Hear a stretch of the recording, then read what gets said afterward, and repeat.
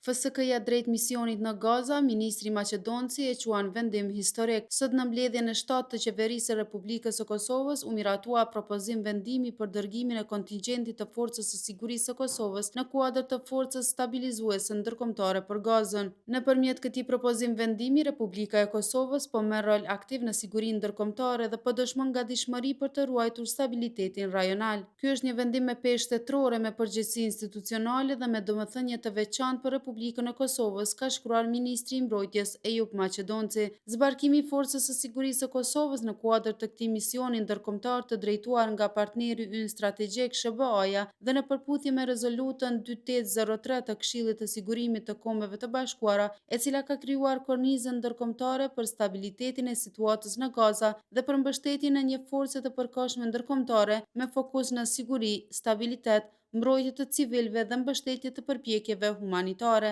Ky është një angazhim i matur, profesional dhe i koordinuar në kuadër të një force stabilizuese me mandat të qartë dhe me objektiva të përcaktuara. Për Kosovën, përveç tjerash, vendimi i sodëm ka edhe rëndësi historike, nga një vend që kishte nevojë për forca stabilizuese ndërkombëtare, po transformohemi në një vend që kontribuon në stabilitetin ndërkombëtar. Një dëshmi e zhvillimit të Republikës sonë, e maturisë së institucioneve tona dhe profesionalizmit të lartë të Forcës së Sigurisë së Kosovës, por se siguria e pjesëtarëve tanë do të jetë prioriteti absolut, ka thënë Ministri Maqedonci.